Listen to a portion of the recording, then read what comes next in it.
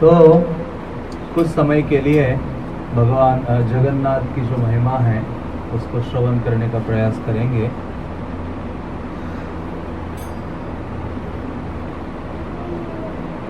तो श्रील भक्ति विनोद ठाकुर जो हमारे संप्रदाय में एक महान आचार्य हुए हैं, वो कहते हैं जे दिन ग्रहे भजन देखी ग्रहे ते गोलोक भाई। तो व्यक्ति के जीवन में बहुत बड़ी कामना होती है। जनरली व्यक्ति जब धन अर्जन करता है तो व्यक्ति सोचता है एक दिन मेरा अपना घर होना चाहिए। क्या होना चाहिए? अपना घर होना चाहिए।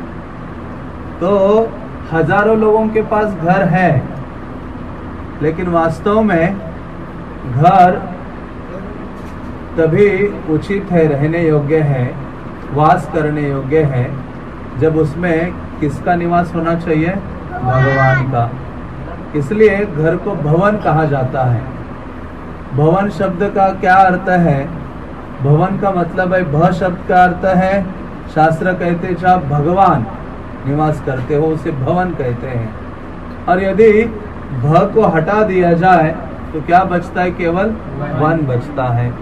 तो लोग तो घरों में रह रहे हैं, लेकिन उन्होंने अपने घर में भगवान को निवास नहीं दिया है। जैसे यहाँ हमने प्रवेश किया, यहाँ तो सबसे पहले हमें क्या दिखाई दिया कि ऐसे लगा, प्रभु जी ने भी कहा कि ये लगा कि पूरा घर किसके लिए बनाया गया है?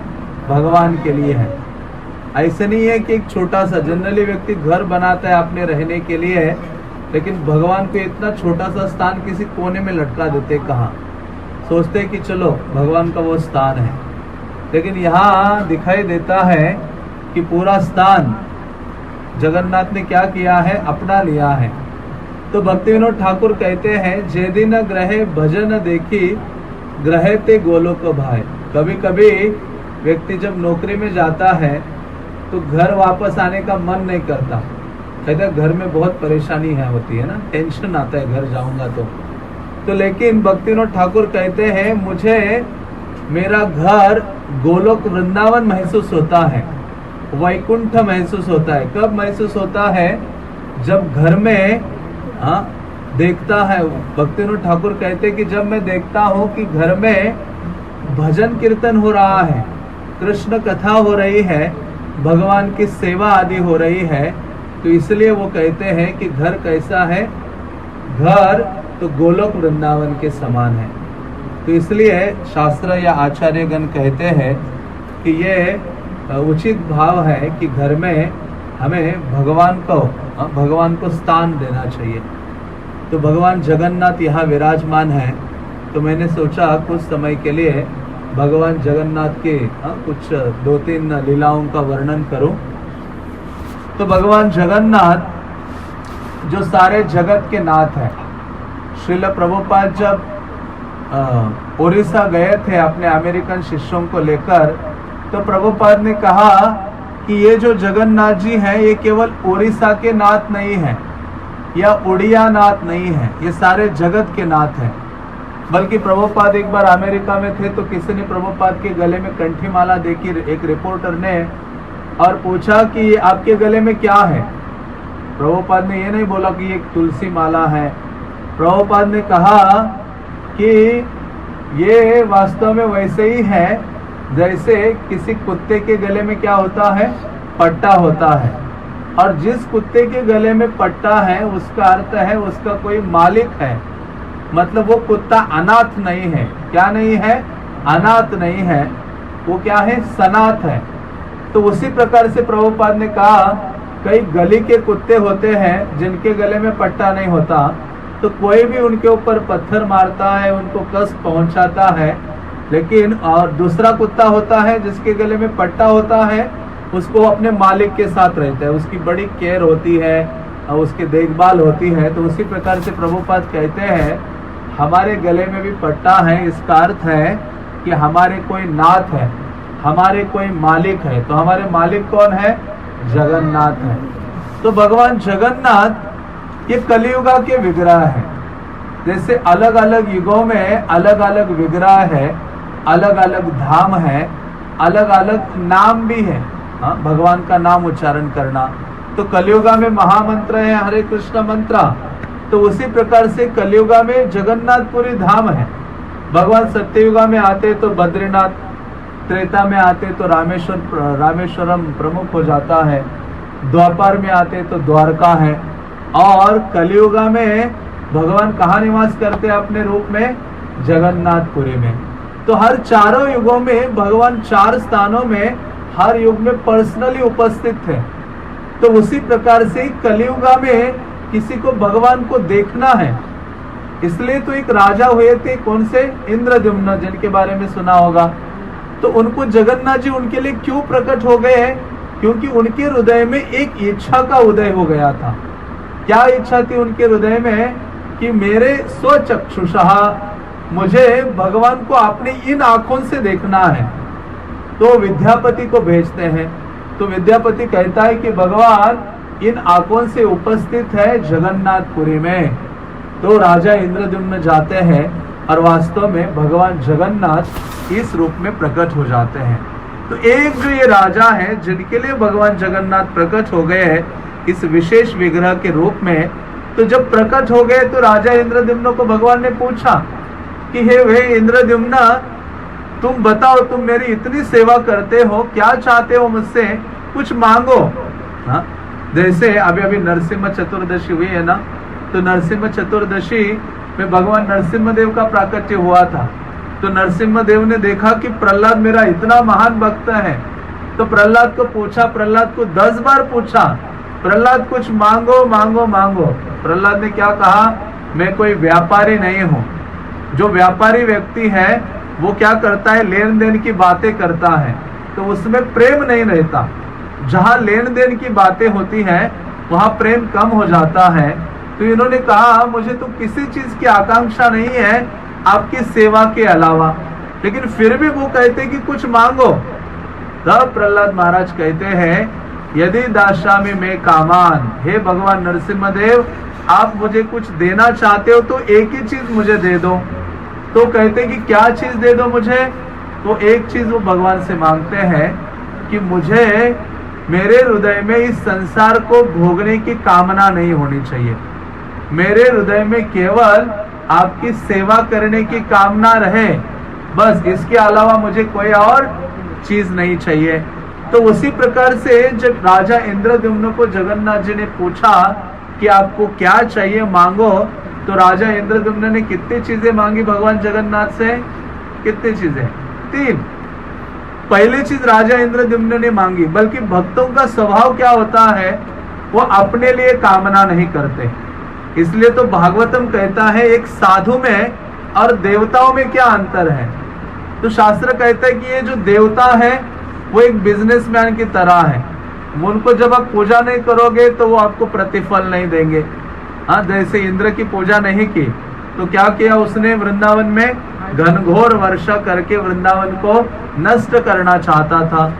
लेकिन जो साधु है वो अपनी हित की चिंता नहीं करता है और वो कुछ रिटर्न चाहिए उसकी कामना नहीं करता है, वो हमेशा दूसरों का हित चाहता है हर स्थिति में। जैसे एक बार महाराष्ट्र में एक संत थे, वो नदी में स्नान करने गए, तो स्नान करते करते देखा एक बिच्छू पानी में गिरा हुआ था। तो उसको वो उठाते थे हाथ से और वो बिच्छू उनको काटता था तो वो गिर जाता था हाथ से।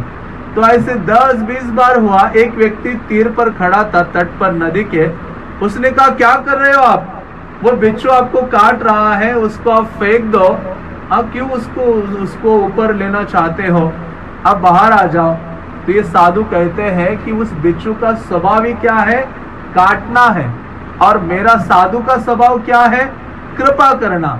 हर स्थिति में कष्टों को उठाते हुए भी दूसरे जीवों का कल्याण हो, उसके लिए साधु का जीवन क्या होता है? समर्पित होता है। तो उसी प्रकार से जो भगवान के भक्त है उनका गुण है पर दुखी दुखी। दूसरा दुखी है तो उसके हृदय में भी दुख होता है। लेकिन इस संसार के जो लोग हैं वो पर दुखी सुखी। हमें ईर्ष्या होती है ना, जब दूसरा व्यक्ति सुखी है तो सोचते वो इतना सुखी क्यों, कुछ उसका बुरा होना चाहिए। तो इस प्रकार से ऐसे इंद्रद्युम्न ने सोचा, भगवान से 3 चीजें मांगी जगन्नाथ से और तीनों चीजें अपने लिए नहीं मांगी, तीनों चीजें किसके लिए मांगी? हम सबके कल्याण के लिए। निकालो। तो हम सबके कल्याण के लिए राजा इंद्रद्युम्न ने वो तीनों चीजें मांगी। तो राजा इंद्रद्युम्न ने भगवान जगन्नाथ से पहले चीज मांगा, भगवान जगन्नाथ से उन्होंने कहा कि हे जगन्नाथ देव, आप जब जगन्नाथपुरी मंदिर में निवास कर रहे हो तो आपके जो मंदिर दर्शन जो है, दर्शन जो आप दोगे, तो मंदिर के जो दरवाजे हैं वो कभी बंद नहीं होने चाहिए। मतलब अधिक से अधिक, ज्यादा से ज्यादा समय आप हमें दर्शन प्रदान करो सारे जगत के लोगों को लिए। तो इस प्रकार से पहली चीज भगवान जगन्नाथ प्रदान करते हैं संसार के जीवों को दर्शन, और दूसरी चीज वो मांगते हैं राजा इंद्रद्युम्न कि हे भगवान जगन्नाथ, आपकी जो उंगलियां हैं वो कभी सूखनी नहीं चाहिए, हमेशा गिली रहनी चाहिए। मतलब आप दिन भर क्या करते रहो? खाते रहो। तो जगन्नाथपुरी जाते हो तो हम देखते रात को 1 बजे भी आप दर्शन करने जाओ तो भी जगन्नाथ का दर्शन आपको मिलता है, पूरे दिन भर जाओ तभी भी खुले हैं। तो मतलब भगवान जगन्नाथ दिन भर दर्शन प्रदान करते हैं। और दूसरा, वो दिन भर खाते रहते, इतने सारे हजारों व्यंजन उनको खाते रहते हैं, इसलिए उनका ये प्रसाद, उनके प्रसाद का अत्यधिक महिमा है। और तीसरी चीज राजा इंद्रद्युम्न ने मांगी कि हे भगवान, मुझे कोई संतान नहीं होनी चाहिए, मुझे कोई पुत्र आदि नहीं चाहिए। क्यों नहीं चाहिए? जगन्नाथ ने पूछा तो वो कहते कि मेरा जो संतान होगा, पुत्र आदि होगा, तो इतना आपका जो इतना ऐश्वर्य आदि है, वो क्या सोचेगा ये मेरे बाप की प्रॉपर्टी है और उसका गलत इस्तेमाल करेगा, इसलिए मुझे संतान नहीं चाहिए। तो ये जब देखा तो भगवान जगन्नाथ अत्यधिक ये हो जाते, प्रसन्न हो जाते हैं। बल्कि राजा इंद्रद्युम्न की जो पत्नी थी जिसका नाम था गुंडीचा, उसको थोड़ा दुख लगा कि मेरे पति ने कहा कि हमें कोई संतान नहीं चाहिए। तो भगवान जगन्नाथ कहते हैं कि हे गुंडीचा, तुम चिंता मत करो, हम तीनों आपके क्या बनेंगे? संतान बनेंगे। आज से हम तीनों आपके पुत्र हैं। तो इस प्रकार से भगवान जगन्नाथ कि सारे संसार पर कृपा हो, इसलिए राजा इंद्रद्युम्न क्या करते हैं? ये चीज की कामना करते हैं। तो वास्तव में ऐसे महान भक्त का सैक्रिफाइस है या त्याग है जिसके द्वारा हम सब जगन्नाथ का दर्शन कर पा रहे हैं या उनका प्रसाद आदि ग्रहण कर पा रहे हैं। इसलिए भक्ति विनोद ठाकुर कहते हैं ये गीत में कि आमा बिना बंधुआर के आछे तोमार, कि संसार में हमने बहुत सारे बंधु या मित्र आदि बनाए हैं, लेकिन व्यक्ति को भगवान को ही अपना क्या बनाना चाहिए? बंधु या मित्र बनाना चाहिए। तो जगन्नाथ के एक ऐसे ही भक्त थे जिनका कथा आपने सुना होगा, फिर भी मैं उसे दोहराता हूँ। तो जगन्नाथ के एक भक्त थे, जगन्नाथपुरी से लगभग 200 किलोमीटर दूर एक गांव था जिसका नाम था जाजपुर। तो ऐसे जाजपुर गांव में एक जगन्नाथ के भक्त रहते थे जो रोज भगवान जगन्नाथ की आराधना अपने घर में करते थे, और उनके 3 बच्चे थे। और एक बार ओडिशा में अकाल पड़ा जहाँ खाने के लिए कुछ भी प्राप्त नहीं हो रहा था। तो उनकी पत्नी उनको कहती थी कि जाओ बाहर भिक्षा मांग कर लेके आ जाओ। तो पति तो रोज बाहर जाता था, लेकिन अभी सारे लोगों के पास ही कुछ खाने के लिए नहीं है, तो इनको भी कुछ प्राप्त करना बहुत ही मुश्किल हो गया। तो एक दिन ये बाहर जाता है और कहता है कि मुझे बाहर कुछ मिल नहीं रहा है, लोग भूखे रह रहे थे, उनकी पत्नी चिल्ला रही थी, बच्चे चिल्ला रहे थे। तो पत्नी एक दिन गुस्से में कहती है, आपके कोई रिश्तेदार नहीं है? हाँ, किसी रिश्तेदार के घर हम चलते हैं, फैन की आवश्यकता नहीं है। बोल, थोड़ा ही समय है, हम सुने, फैन को रहने दो वहाँ, आप लोग बैठ जाओ क्योंकि 10-15 मिनट के लिए सुनना है। थोड़ा इतना गर्मी नहीं, आप लोग गर्मी लग रहा है आप लोगों को? मुझे तो नहीं लग रहा है, आपको ऐसे महसूस हो रहा होगा, गर्मी नहीं है। सुनना है 15 मिनट जस्ट, तो सुनिए ध्यान से ना, बाकी चीजें तो फिर होती रहेगी। यहाँ बैठ गए आप सब? हरे कृष्णा जोर से, हरे हरे, हरे राम राम राम हरे हरे। तो हम जाजपुर में थे। मैं बाद में पूछूंगा कि मैंने क्या बोला है, तो आपको ध्यान से सुनना है। तो उड़ीसा में एक छोटा सा ये स्थान था जिसका नाम था जाजपुर, जहाँ एक पति पत्नी निवास करते थे और उस व्यक्ति का नाम था बंधु मोहंती। उसके 3 छोटे छोटे बच्चे थे और उस समय जब अकाल पड़ा तो उनके घर में कुछ खाने के लिए नहीं था, बाहर भी लोगों के पास नहीं था, लोग भूखे मर रहे थे। तो पत्नी ने कहा कि दूर ले चलो हमें आपके किसी रिश्तेदार के यहाँ, जहां जाकर हम ये जब अकाल खत्म होगा तब तक रहेंगे तो जीवित बचेंगे, अभी यहाँ रहेंगे तो मर जाएंगे भूखे। तो इसने सोचा कहाँ जाओ, हाँ कौन से रिश्तेदार के यहाँ जाओ।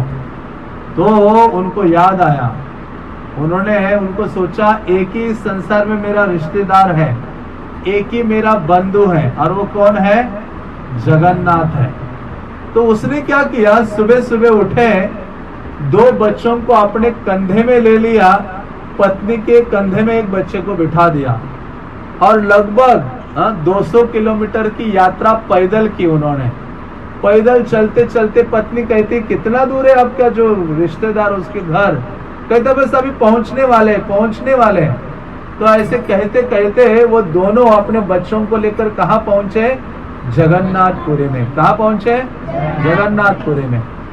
तो जगन्नाथपुरी में पहुंचे तो इतना बड़ा मंदिर है, पत्नी को लगा यही इनके रिश्तेदार का घर है, इतने बड़ा। पत्नी तो खुश हो रही थी अंदर से कि अब अभी हमारी सारी चिंता दूर हो जाएगी।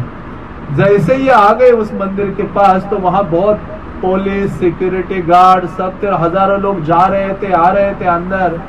तो इसने कहा आज मेरा ये जो मित्र है उसका जो घर है उसमें बहुत भीड़ है, आज हम उसके घर जा नहीं सकते, आज हम बस इधर ही रहेंगे। तो कहाँ रहे? तो रास्ते के किनारे में ही एक स्थान में अपने पत्नी और बच्चों को लेकर बैठ गए। इतना लंबा सफर तय करके आ रहे थे, लेकिन अभी वो कैसे बताए कि हमारा रिश्तेदार कौन है? जगन्नाथ है। वो तो वहां ही रो पड़ती। हाँ, तो क्योंकि हमारा इतना विश्वास नहीं होता, इसलिए शास्त्र कहते हैं विश्वासे कृष्ण मिले तर्के बहु दूर। विश्वास हो, फेथ हो तो आपको कृष्ण मिलेंगे, लेकिन आपके अंदर तर्क की भावना है तो कृष्ण आपसे हमेशा क्या रहेंगे? दूर रहेंगे। तो जब ये वहां आए तो इन्होंने क्या किया, इतना बड़ा मंदिर, उसकी इतनी बड़ी बड़ी दीवारें, तो दक्षिण द्वार जगन्नाथपुरी गए हो ना आप लोग? कौन कौन गए? हाँ, तो जगन्नाथ मंदिर में 4 दरवाजे हैं, है ना? तो जो पूर्व 4 दिशाओं में 4 गेट हैं। तो जो दक्षिण का द्वार है उसके आसपास जो बड़ी दीवार है वहां अपने पत्नी बच्चों को बिठाया जो बहुत थक गए थे। बच्चे चिल्ला रहे थे भूख लग रही है, भूख लग रही है। पत्नी भी चिल्ला रही है क्योंकि इतना धूप और भूखे, पीने के लिए पानी नहीं, खाने के लिए कुछ नहीं, ऐसा सफर तय करते करते पहुंचे थे और बहुत ही कष्ट उनको हो रहा था। तो इसने कहा बस थोड़ा इंतजार करो, थोड़ा इंतजार करो, हाँ, समस्या का समाधान होगा। दिन चला गया, शाम का समय हो गया, तो बच्चे और भी चिल्लाने लगे। तो सोचा क्या दो बच्चों को, क्या दो? तो जगन्नाथ मंदिर का जो किचन है, भगवान जगन्नाथ के लिए जो भोग बनता है, उसमें जब राइस बनता है तो राइस का जो पानी है वो मंदिर से बाहर एक नाला है उसमें से आता है, मंदिर के अंदर से बाहर निकलता है, उसको पेजा नाला कहते हैं, आज भी है वो स्थान।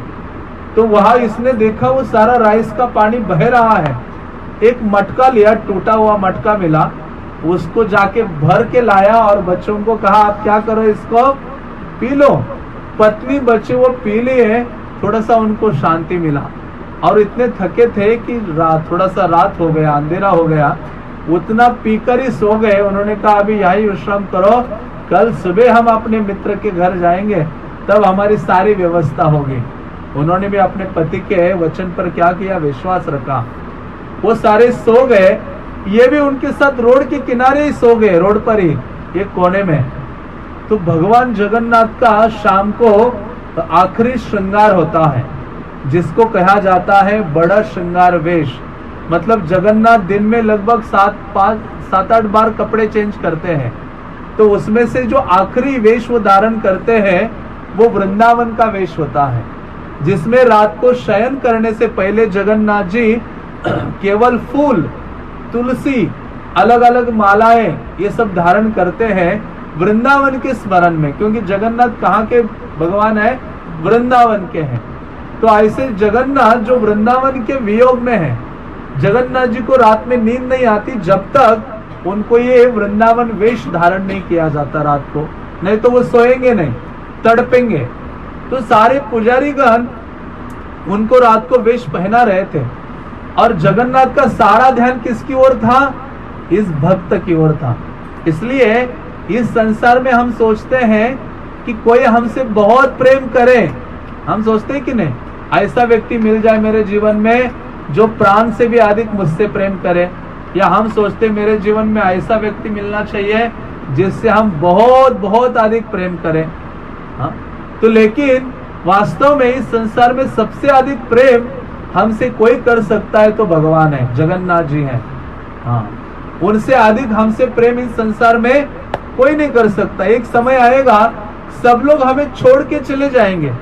इसलिए महाभारत में वर्णन आता है कि जब व्यक्ति की मृत्यु होती है तो कौन व्यक्ति किस समय हमसे दूर रहता है। वो कहते हैं धनानि भूमो, मृत्यु होते ही सबसे पहले कोई हमें छोड़ता है तो वो हमारा धन। क्या छोड़ता है हमें? धन।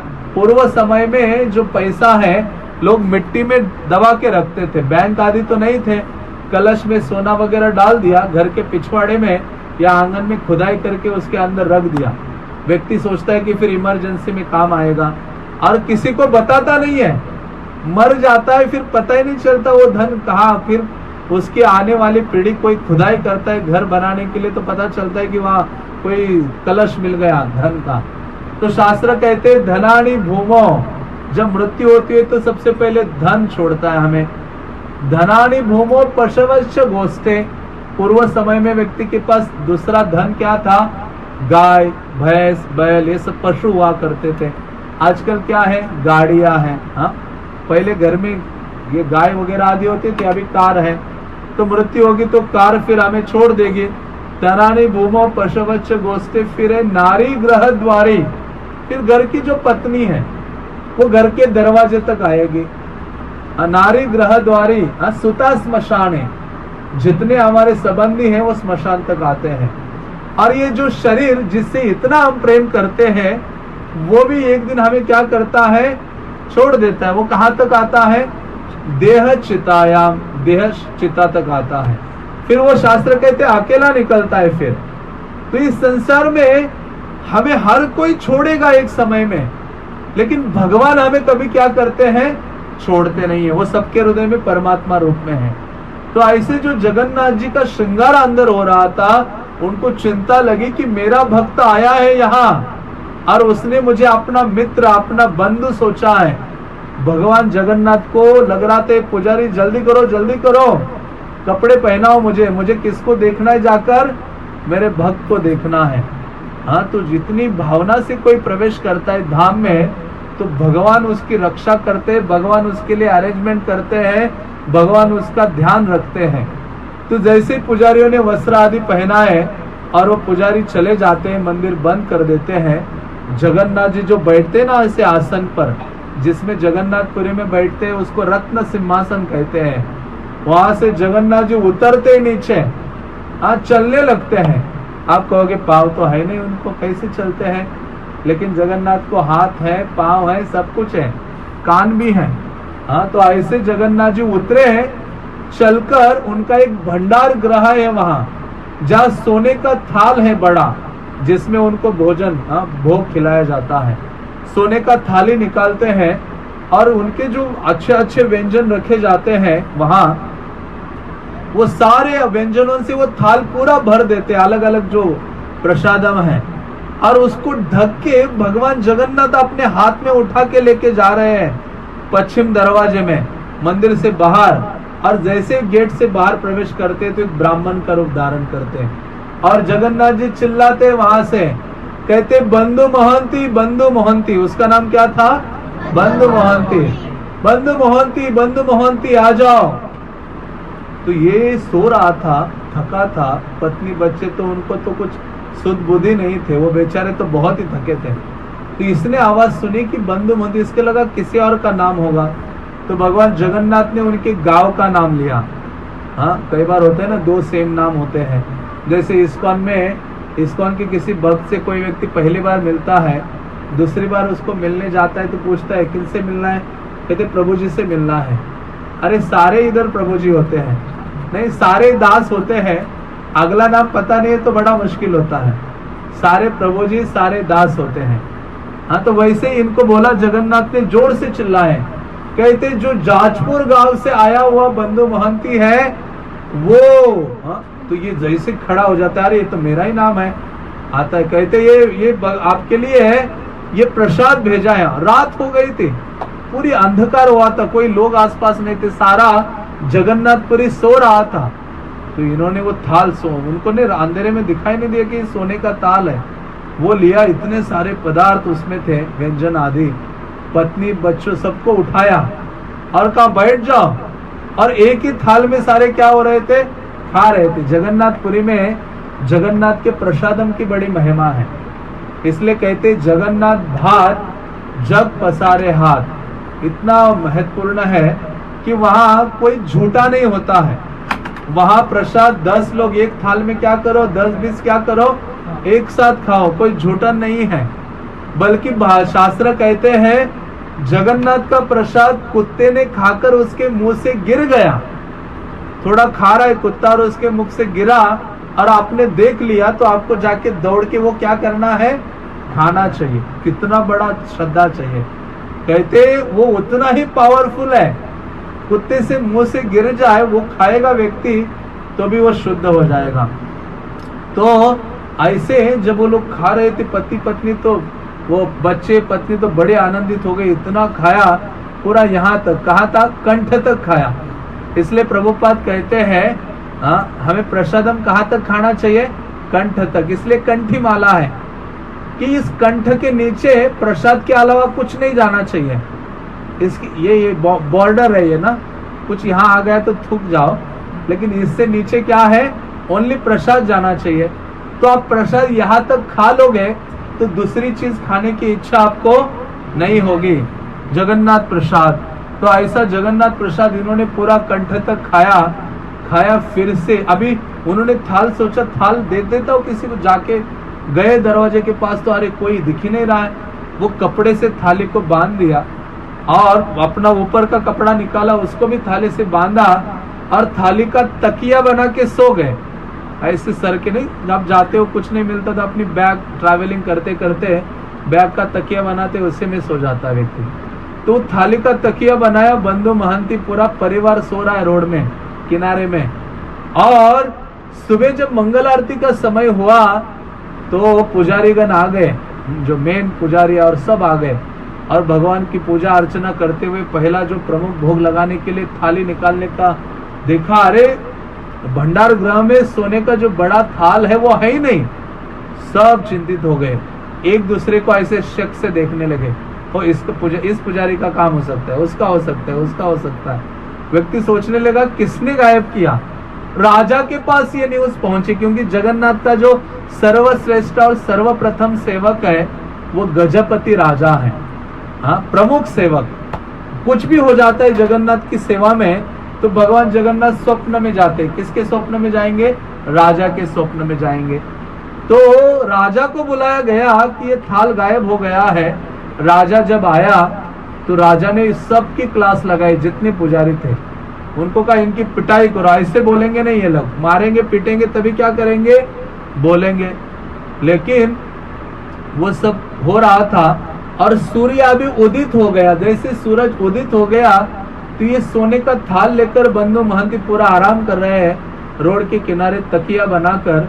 वो चमकने लगा, लोग आते जाते देखा यहाँ कुछ चमक रहा है, और पूरे जगन्नाथपुरी में ये न्यूज फैला था कि भगवान का सोने का थाल चोरी हो गया है। और दूर से लोगों ने देखा, अरे ये सोने का थाल, ये कौन सो रहा है। गए देखा, ये तो जगन्नाथ का थाल है, भोग लगाते हैं। निकाला उसको, लोग वही रोड में ही मारने लगे उनको। फिर राजा आ गया, उसके सैनिक आ गए, उनको जेल में डाल दिया। हाँ, अभी इन्होंने वो सोचने लगा, पति पत्नी सोचने लगे कि अभी क्या ये तो कह रहा था हमारे मित्र का घर है यहाँ, हाँ, यहाँ इतनी विपदा में फंस गए हैं। तो जब वो दिन पूरा दिन चला गया, ये जेल में पहुंच गए, और राजा जब सो रहा था रात्रि में, जगन्नाथ जी को बहुत दिन भर जगन्नाथ जी को गुस्सा आ रहा था, मेरे भक्त के साथ ऐसा व्यवहार क्यों किया। जगन्नाथ जी सब कुछ सहन करते हैं, लेकिन उनके भक्तों के अगेंस्ट कोई व्यक्ति कुछ करता है तो जगन्नाथ को सहन नहीं होता। ऐसी बहुत सारी कथाएं हैं। हाँ, तो ऐसे जगन्नाथ को सहन नहीं हुआ। रात को जब राजा सो रहा था तो जगन्नाथ जी फिर से नीचे उतरे और गए उसके पास, जाके छाती में बैठ गए। हाँ, उसको मारने लगे और चिल्लाने लगे, हे तुम समझते क्या हो अपने आप को? तुम्हारे घर में कोई गेस्ट आता है तब तुम्हारे थाली में उसके खिलाते हो तो तुमको कोई मना करता है क्या? राजा कहते कोई नहीं मना करता। फिर मेरा गेस्ट आया मेरे घर में, मैंने अपने थाली में खिलाया, तुम्हें क्या प्रॉब्लम है? जगन्नाथ कहते तुम्हें प्रॉब्लम क्या है बताओ? राजा कहते मुझे भी कोई प्रॉब्लम नहीं है।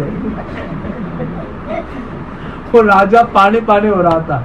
राजा को कहा अभी मार डालूंगा नहीं तो, तुम्हें दिक्कत क्या है? ये मेरा गेस्ट है, वो आया है, मुझे उसने क्या माना है? मित्र है, मेरा बंधु है। हाँ, तो उसको मैंने अपने थाली में खिलाया। तो राजा को कहा कि अभी चले जाना, अभी जाके उसकी व्यवस्था आदि करो, हाँ, उसकी देखभाल करो। राजा सुबह होते ही कि नहीं, जगन्नाथ जी छाती से उतरे उसके। ये जगन्नाथ जी का स्टाइल है, कितनी सारी लीलाएं हैं। कुछ किसी को दंड देना होना, जगन्नाथ जी उसके घर पहुंच जाते हैं, और ये तीनों पहुंच जाते हैं, ये पूरा टीम निकलता है बाहर। जैसे आप मायापुर जाओगे तो वहां राजापुर जगन्नाथ मंदिर है। जब वो मंदिर इस्कॉन के भक्त लोग उसको कंस्ट्रक्शन कर रहे थे, तो वहां जब कंस्ट्रक्शन का काम चल रहा था, वो मार्बल ना इस्तेमाल हो रहा था। तो एक जो व्यक्ति है कारागिर, रोज एक मार्बल का टुकड़ा घर लेके जाता था बैग में डाल के। तो फिर क्या हो गया, ऐसे बहुत मार्बल चले गए ना, रोज एक ले जाओ, 30 दिन में कितने पीस गए? पूरा एक कमरा ये हो जाता है। अभी जगन्नाथ की सेवा के जो इंचार्ज है वो बलराम है। कौन है? बलराम। क्योंकि बलराम ये लक्ष्मण है ना, राम जब वनवास में गए तो कभी ये बैठे नहीं, अधिकतर कभी उनका अपना निमिष आंख पलक झपके नहीं उन्होंने, और खाया नहीं, सोए नहीं, हमेशा उनकी सेवा में लगे रहे। तो उनके पास वो सेवा का इंचार्ज है वो। तो वैसे बलराम जब कुछ होता है तो बलराम सोचते कुछ ये व्यक्ति ने कुछ किया है। तो जगन्नाथ और ये फिर एक दिन देखा इतने सारे मार्बल गायब, तो जगन्नाथ बलदेव कहते आज चलते उसके घर। तो सही में निकल गए। रात को जगन्नाथ बलदेव सुभद्रा पहुंच गए, और जगन्नाथ जी पहले तो बलराम ये तीनों एक साथ पहुंचे, तो सुभद्रा कुछ करती नहीं, हो ना, बड़ी शांत स्वभाव की है। ये बलराम जी बैठ गए उसके छाती में, उसको मारा, ये लेके आते हो मार्बल ले आते हो मंदिर से, उसको इतना मारा, गाल ऐसे सूज गए। तो बलराम मार रहे थे, जगन्नाथ जी कहते अभी तुम नीचे उतर, मुझे अभी चढ़ने दो। जगन्नाथ जी फिर उसको मारने लगे। फिर सुभद्रा कहते नहीं अरे इतना नहीं मारना चाहिए, चलो क्षमा करो, क्योंकि उसका माँ का हृदय है। फिर वो आते दूसरे दिन जितना ले गया था उतना मार्बल और भी थोड़ा मार्बल इकट्ठा करके पूरा बैलगाड़ी भर के मंदिर में पहुंच गया। हाँ, तो ऐसे जगन्नाथ जी बहुत दिव्य है। तो भगवान जगन्नाथ का ये स्टाइल है, किसी की भी छाती में बैठना और उसकी क्लास लगाना। तो वैसे ही ये जगन्नाथ जी उस राजा को दंडित करते, राजा सुबह उठते ही भागता है। बंधु महंती जिसको उन्होंने पिटाई की थी, जेल में डाला था, जाके उनके चरणों में दंडवत करता है राजा। दंडवत करके कहता है मुझे क्षमा कीजिए, मुझसे महान अपराध हुआ है। और उनको उनका पगड़ी धारण करवाते, उस बंधु महंती को उनके लिए घर बनाते हैं। उनके परिवार को जहां ये लोग सोए थे, जहां उन्होंने वो दूध का नहीं राइस का पानी पिए थे रोड में, उसके सामने उनके लिए घर बनवाता है राजा।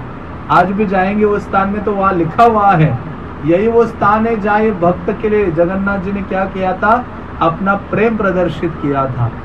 तो फिर जितना भी जीवन बचा था उनके पास, उन्होंने भगवान जगन्नाथ की सेवा की अपने परिवार के साथ और जगन्नाथ के महान भक्त बने।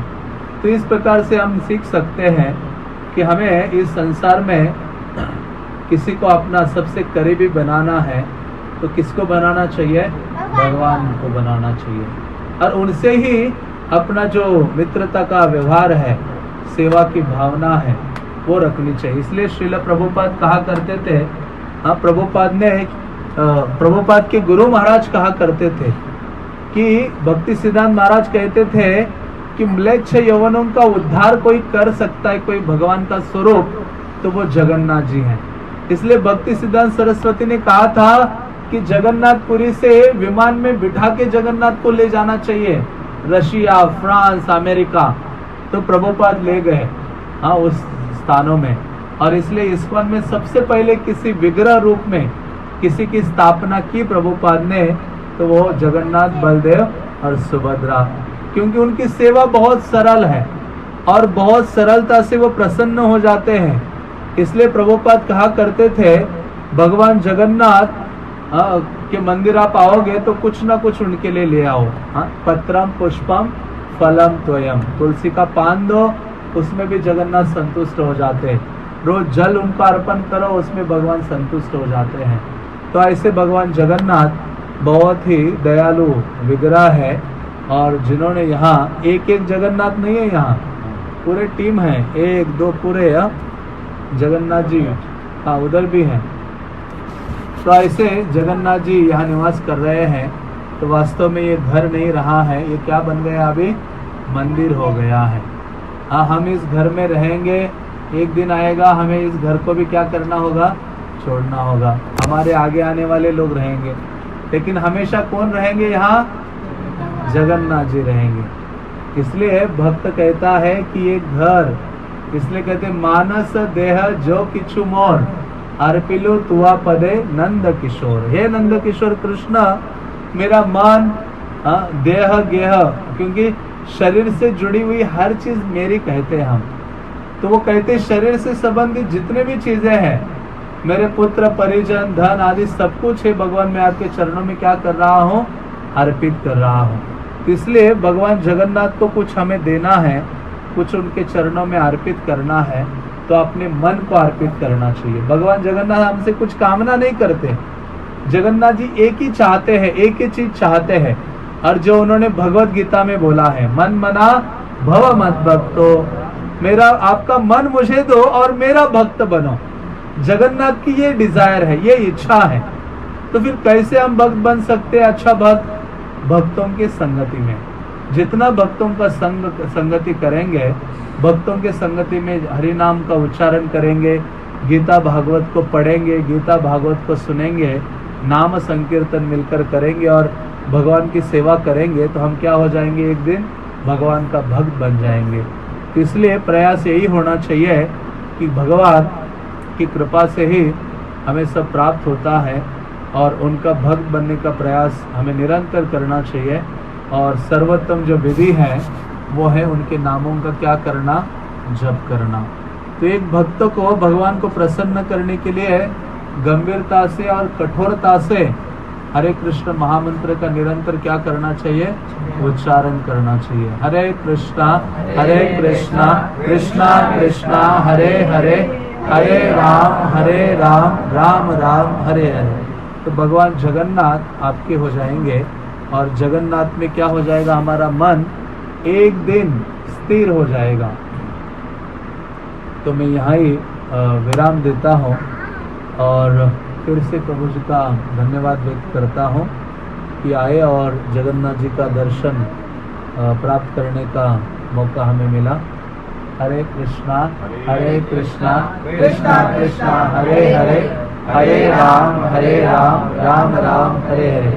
जगन्नाथ बलदेव सुभद्रा महारानी के, जगन्नाथपुरी धाम के, श्री श्रीनिताय गौर सुंदर के, पतित पावन श्रील प्रभुपाद के, निताय गौर प्रेमानंदे।